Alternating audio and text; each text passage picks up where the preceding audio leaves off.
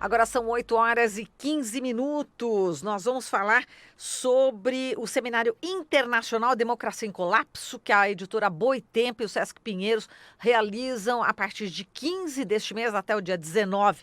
E para falar sobre esse assunto, a gente convidou o Renan Quinalha, ele que é professor de Direito na Universidade Federal de São Paulo. Olá, Quinalha, bom dia.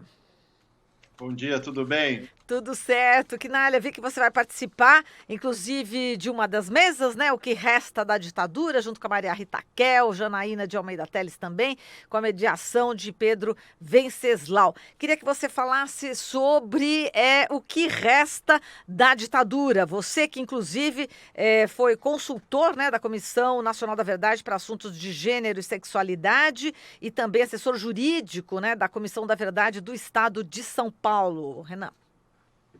Então, não é pouca coisa, infelizmente, que ainda resta É. da ditadura, né? A gente tem visto, no caso brasileiro, uma questão aí muito interessante e curiosa para ser pensada, porque o Brasil é o único país do mundo em que houve uma comissão da verdade, e já houve comissões da verdade em mais de 40 países do mundo, desde a década de 80 até hoje.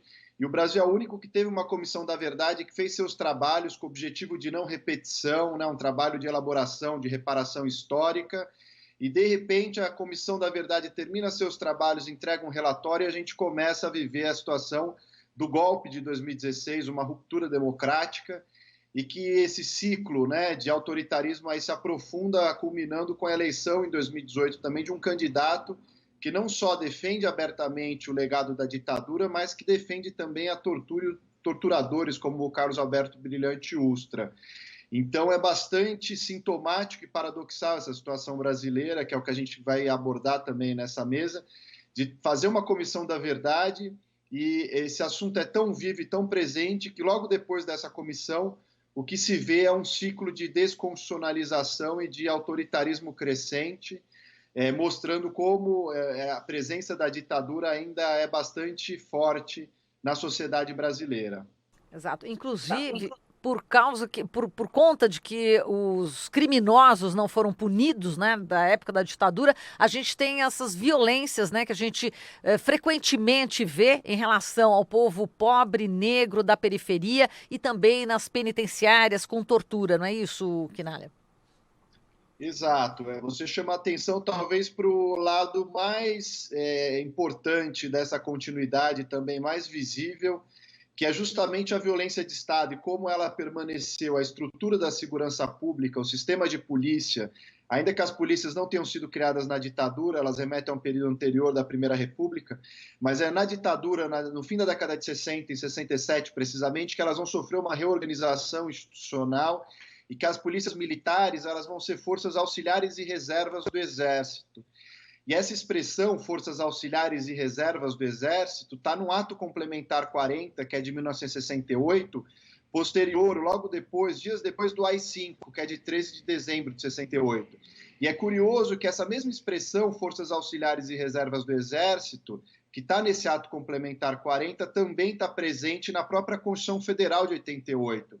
Então, a gente muitas vezes diz que a Constituição de 88 ela é bastante avançada e que ela, de fato, consagra a democracia, direitos individuais, direitos sociais, isso tudo é verdade, mas a Constituição de 88 também não tocou nas relações entre civis e militares de maneira adequada. Ela manteve ali um certo arranjo bastante complexo, inclusive do ponto de vista da segurança pública, em artigo 142, 144, todos eles mostram como que, no fundo, uma certa hierarquia ainda de uma presença muito forte dos militares na cena política aparece, e, sobretudo, essa questão da continuidade da violência, porque trata a polícia como um aparato de segurança que trabalha numa lógica de uma guerra contra um inimigo interno.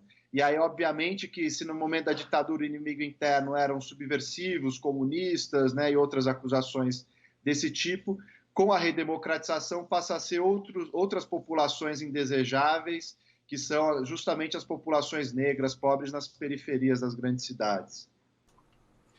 Renan, como você falou, a Constituição de 1988 de fato deixou de tocar em diversos pontos, aí, principalmente nessa questão do que a gente costuma chamar do entulho autoritário da ditadura civil-militar no Brasil, mas a gente também tem ali uma base garantidora de direitos sociais. Inclusive, nesse final de semana fez 31 anos do discurso, né, da promulgação do então presidente da Assembleia Nacional Constituinte, Ulisses Guimarães, em que à época ele até falou: temos ódio à ditadura, ódio e nojo, no que foi aplaudido ali pela Assembleia. Hoje parece que o contexto, se alguém falar isso no próprio Congresso Nacional, não seria tão aplaudido assim.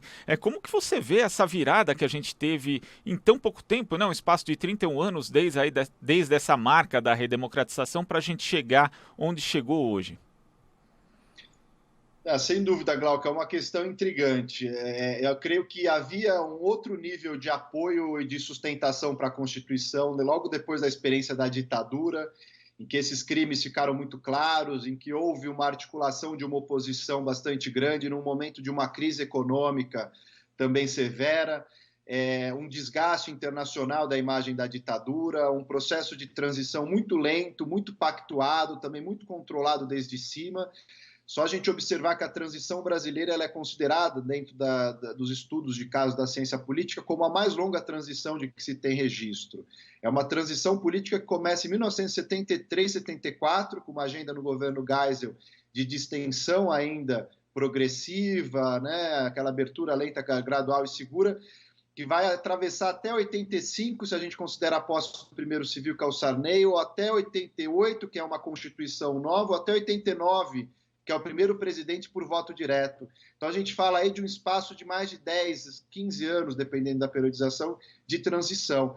Então é um processo muito truncado, ainda que se tenha criado naquele momento, na opinião pública, na sociedade, se conseguiu construir através das mobilizações massivas dos estudantes, dos trabalhadores, de vários segmentos sociais que se organizavam já no final da ditadura, e com as mobilizações das diretas já se construiu essa imagem negativa da ditadura. A verdade é que os setores civis e militares que também sustentaram essa ditadura, como não foram julgados, não foram processados, como não houve um acerto de contas também mais rigoroso com esse passado e com os crimes cometidos, a verdade é que todos eles permaneceram na cena pública, no aparato de Estado. Não houve nenhuma depuração. O STF de antes da ditadura é o STF de depois da ditadura. Tem mudanças institucionais importantes com a Constituição de 88, mas ela, de fato, não conseguiu democratizar o Estado brasileiro e, mais do que isso, um texto legal como uma Constituição, por mais importante que seja, não muda a cultura política dos agentes públicos, da própria sociedade. Então, faltou um trabalho mais profundo, né, de assimilação dessa Constituição, da força democrática dela, da importância da valorização dos direitos, e ela, sem dúvida, nos ajudou a promover muitos avanços nesse sentido, mas foram avanços também, em certa medida, frágeis, justamente porque a gente não conseguiu avançar o quanto deveria do ponto de vista dessa radicalização democrática mesmo do Estado brasileiro. Agora, Quinalia, você publicou o livro, né, Justiça de Transição, que organizou as obras Ditadura e Homossexualidades e História do Movimento LGBT no Brasil. É um dos autores do dossiê Marxismo e Lutas LGBT. No que se refere a essa questão, que a gente sabe que existe uma perseguição hoje ainda mais contra a comunidade LGBTI, como é que você vê também essa questão da ditadura, né, e fazer essa ligação da ditadura e também a comunidade LGBTI hoje? Há uma associação, isso na ditadura e hoje também muito visível, uma associação que é entre o autoritarismo político e o conservadorismo moral. Isso sempre andou junto, é uma espécie de um combo conservador. A gente poderia agregar o neoliberalismo junto, né? Então, uma visão neoliberal na economia, o autoritarismo na política e um conservadorismo no campo dos costumes. Isso tudo é um pouco o conjunto que orienta de valores, o conjunto de projeto, de propostas que orienta o pensamento conservador no Brasil e os setores conservadores no Brasil.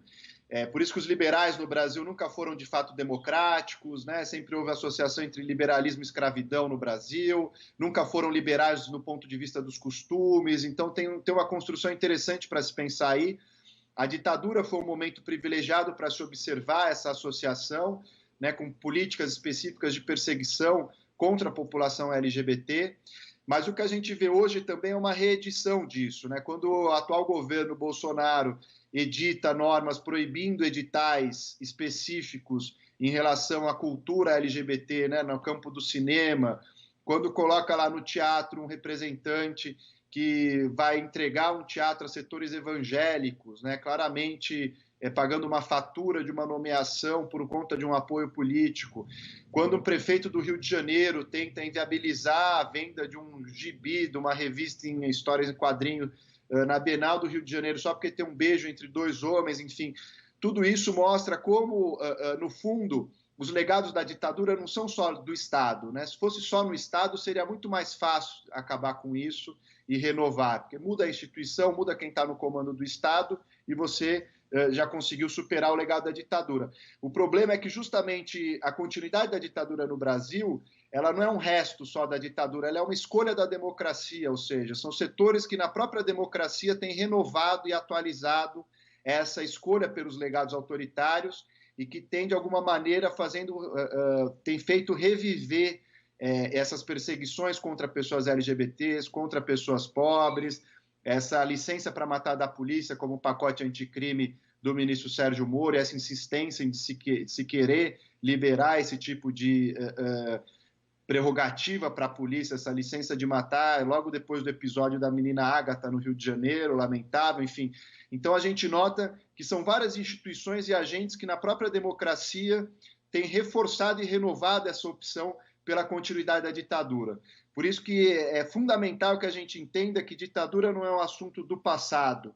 E se tem um grande mérito do governo Bolsonaro é justamente esse. Ele nos deixa claro como o legado da ditadura e a ditadura brasileira de 64 não é assunto do passado, é profundamente algo do nosso presente e precisa ser encarado para que a gente consiga construir uma democracia efetiva no Brasil. Muito bem, a gente termina aqui a nossa conversa, Quinalha, lembrando também que a Angela Davis, né, ícone do feminismo negro, filósofa ativista, vai participar também com o lançamento da uma obra autobiográfica. A gente agradece, Quinalha, a sua participação. Forte abraço para você. Um prazer, boa semana para vocês, um abraço. Abraço. Falamos com o Renan Quinalha, ele que é professor de Direito da Unifesp.